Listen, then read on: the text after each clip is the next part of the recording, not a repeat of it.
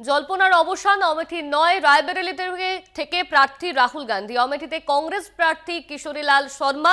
2004 থেকে 2019 অমেঠিতে সাংসদ ছিলেন রাহুল। 2019-এ স্মৃতি ইরানির কাছে হারেন রাহুল। এবারও অমেঠিতে বিজেপি প্রার্থী স্মৃতি ইরানি, কেরলের ওয়ানারেও প্রার্থী রাহুল।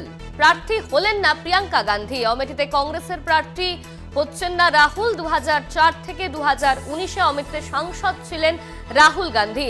2019-এ স্মৃতি ইরানির কাছে হারেন রাহুল গান্ধী। এই নিয়ে আমরা বিস্তারিত জানবো। আমাদের সঙ্গে রয়েছেন আমাদের বিশেষ প্রতিনিধি দেবজ্যোতি ঘোষ। দেবজ্যোতি দা, এবারে অমেঠি থেকে রাহুল গান্ধী প্রার্থী হচ্ছেন না, ঠিক কি জানা যাচ্ছে এই নিয়ে? দেখো, আমেঠির পরিবর্তে রায়বেরেলি থেকে প্রার্থী হচ্ছেন রাহুল গান্ধী, কংগ্রেসের নেতা। কারণ আমেঠি এবং রায়বেরেলি দুটোই গান্ধী পরিবারের অত্যন্ত গুরুত্বপূর্ণ সিট এবং পরিচিত সিট। সেই জায়গা থেকে গতবার লড়াই করেছিলেন, পরাজিত হয়েছিলেন, কিন্তু কেরলের ওয়ার্নার থেকে নির্বাচিত হয়েছিলেন। এবারে তিনি সেই জন্য আমেঠি ত্যাগ করে রায়বেরেলি থেকে প্রার্থী হচ্ছেন, যা অত্যন্ত গুরুত্বপূর্ণ। তবে গতকাল বিজেপির পক্ষ থেকেও তাদের প্রার্থী তালিকা ঘোষণা করা হয়েছে। সেখানেও কিন্তু গতবারের প্রার্থী তারা পরিবর্তন করেছেন, এবারেও তারাও কিন্তু নতুন প্রার্থী হয়েছেন। অর্থাৎ তাদের একটি ঘর কংগ্রেসের পক্ষ থেকে কেন ছেড়ে দেওয়া হলো তা নিয়েও কিন্তু ইতিমধ্যে প্রশ্ন উঠতে শুরু করেছে। তবে এবারে কিন্তু এখনো পর্যন্ত যা জানা যাচ্ছে, একটি লোকসভা আসনে লড়াই করছেন রাহুল গান্ধী এবং আমেঠি থেকে একসময় এই লড়াই করার কথা ছিল প্রিয়াঙ্কা গান্ধীর, কিন্তু তিনি নির্বাচনে লড়াই করছেন না। সেই জায়গাতেই কিন্তু তাদের গড়ের একটি থেকেই কংগ্রেস প্রার্থী রাহুল গান্ধী প্রতিদ্বন্দ্বিতা করছেন। ধন্যবাদ তোমাকে। আমাদের সঙ্গে ছিলেন আমাদের বিশেষ প্রতিনিধি দেবজ্যোতি ঘোষ। এবারে আমেঠি থেকে বিজেপি প্রার্থী স্মৃতি ইরানি, রাহুল গান্ধী তিনি এবারে আমেঠি থেকে দাঁড়াচ্ছেন না।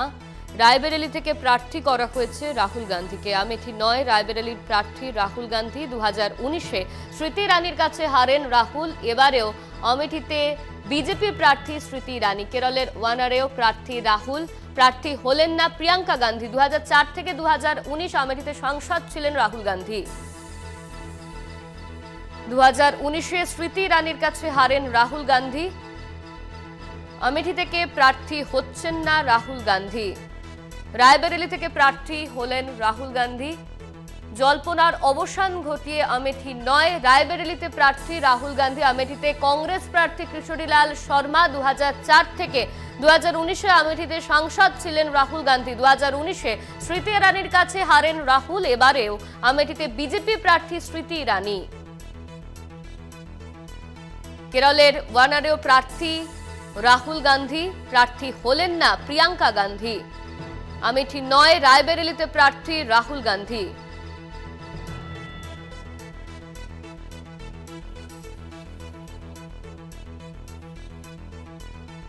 এবারও আমেঠিতে বিজেপি প্রার্থী স্মৃতি ইরানি। 2019-এ স্মৃতি ইরানির কাছে হেরেছিলেন রাহুল গান্ধী।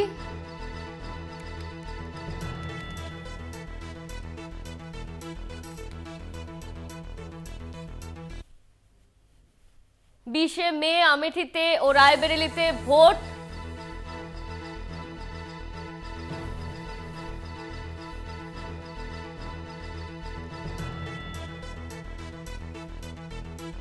এই মুহূর্তে আমাদের সঙ্গে রয়েছেন কংগ্রেস নেতা প্রদীপ ভট্টাচার্য। আপনাকে স্বাগত কলকাতা টিভিতে। আমেঠিতে প্রার্থী হলেন না রাহুল গান্ধী। বিজেপি অভিযোগ করছে 2019-এ স্মৃতি ইরানির কাছে রাহুল গান্ধী হেরেছিলেন, আর ঠিক সেই কারণে এবারে প্রার্থী হলেন না তিনি। কি বলবেন? দেখুন, এটা সম্পূর্ণ ভুল ধারণা। রাহুল গান্ধী তিনি রায়বেরেলিতে গেছেন এই কারণেই গেছেন যে সোনিয়া গান্ধী দীর্ঘকাল ওই রায়বেরেলি থেকে লড়াই করে জিতে এসেছেন। আমেঠির থেকেও রাহুল গান্ধী জিতে এসেছেন।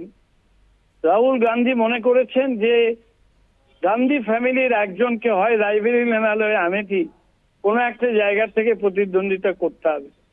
দুটোই নেহেরু ফ্যামিলির দীর্ঘকালের আসন এবং সেই জায়গাটায় রায়বেরেলিতে দাঁড়িয়ে রাহুল গান্ধী যথার্থ কাজই করেছেন বলে আমি মনে করি। যারা মনে করছেন তিনি আমেঠিতে যাচ্ছেন না ভয়ের জন্য, সেটা একান্তই ভুল। তিনি আমেঠিতে গেলেও অনায়াসে স্মৃতি ইরানিকে হারিয়ে দিতে পারতেন, কিন্তু তিনি যাননি এই কারণে যে তার পূর্বপুরুষেরা সকলেই রায়বেরেলি থেকে জিতে এসেছে। সুতরাং রায়বেরেলিটাও তাদের একান্ত আপন জায়গা, সেই জায়গা থেকে তিনি দাঁড়িয়েছেন। correctly he has taken the decision. ধন্যবাদ আপনাকে। আমাদের সঙ্গে ছিলেন কংগ্রেস নেতা প্রদীপ ভট্টাচার্য।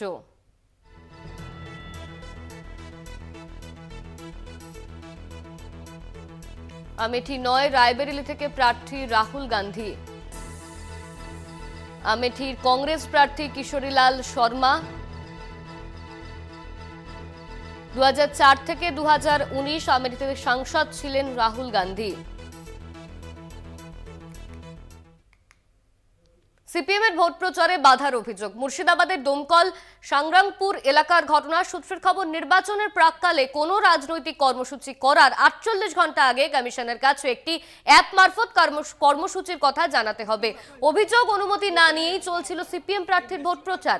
উপস্থিত ছিলেন খোদ সিপিএম প্রার্থী মোহাম্মদ সেলিম। প্রায় 60 থেকে 70টি বাইক নিয়ে চলছিল ভোট প্রচার। এরপরই প্রচার ঘিরে বিশৃঙ্খলার পরিস্থিতি তৈরি হয়। ঘটনাস্থলে পৌঁছয় দমকল থানার আইসি। মিছিল বন্ধ করার নির্দেশ দেয় পুলিশ মারফত জানা যাচ্ছে অনুমতি না নিয়েই কর্মসূচি করার কারণে বন্ধ করা হয় ভোট প্রচার। মিছিলে ছিলেন মোহাম্মদ সেলিম।